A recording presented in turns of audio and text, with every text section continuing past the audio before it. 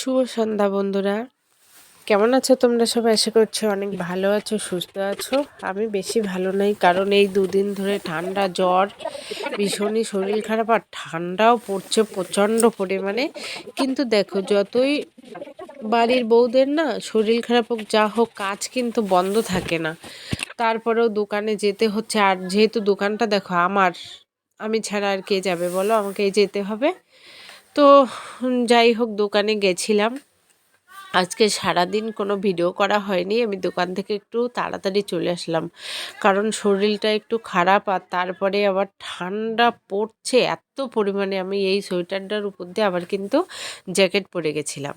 তো দেখো, এই হলো ঘরের অবস্থা। যেহেতু পুরো সারাদিন কি বলবো, আমি কোনো কিছু গোছাতে কিচ্ছু করতে পারিনি।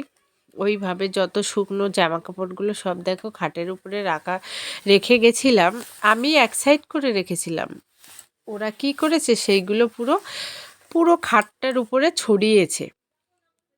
এবার ভাবলাম যে আমি এদিকে কাজ করি, আর ছেলেকে একটু হাতের কাজগুলো করাই, কারণ আজকে ওর পড়া ছিল 5টার থেকে, পড়িয়েছে, তারপরে 2 ঘন্টা খেলা করেছে। চলো ঠিক আছে, এখন আবার একটু হাতের কাজ করাই।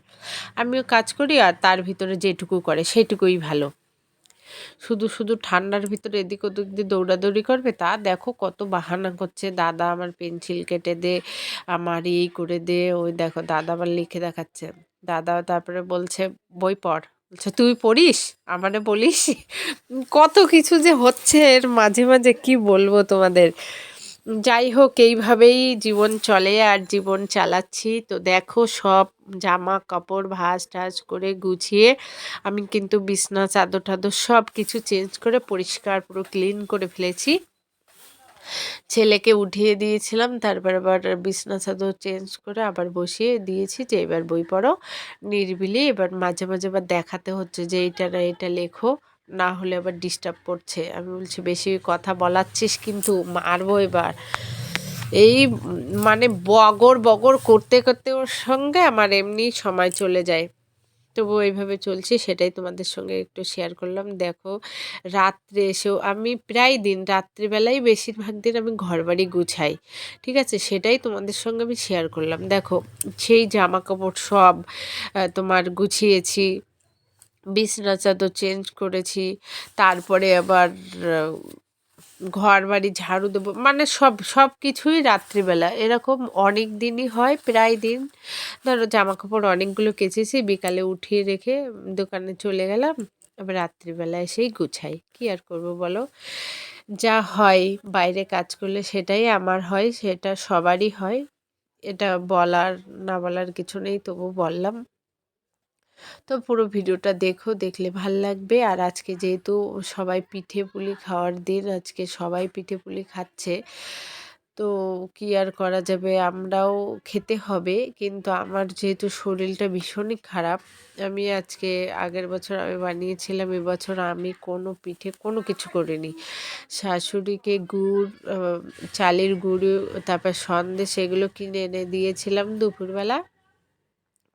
উনি কটা ছাঁচের পিঠে তখন বানিয়ে দিয়েছিল আমাকে, আমি দুটো খেয়েছি। ঠিক আছে, আমি খেতে চাইছিলাম যে বানাও না কয়টা, আমি খাই, ঠিক আছে। তারপরে বানিয়েছিল, পরে আবার পাটিসাপটা বানিয়েছে।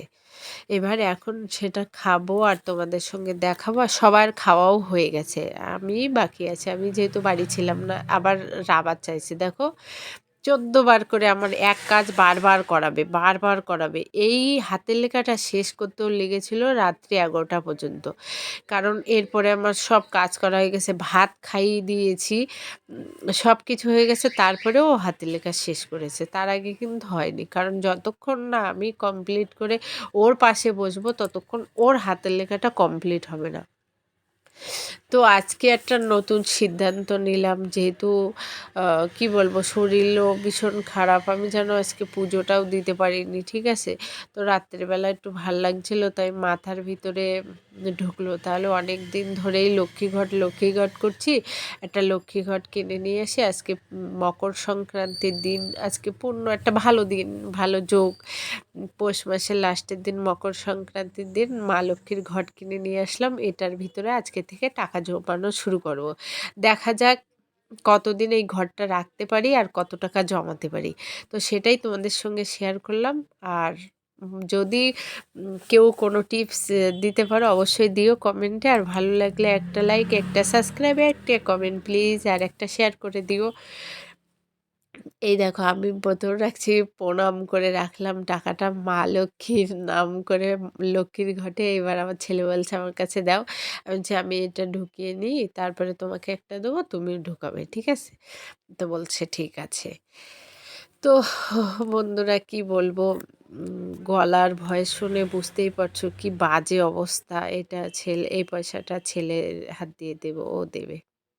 ওর ভীষণ ইচ্ছে, সেদিন মেলায় গেছি, কিনতে চেয়েছি, তোমাদের দাদাভাই কিনতে দেয়নি। উনি একটু বেশি বেশি সব কিছুতে না না করে, হ্যাঁ আর করে না।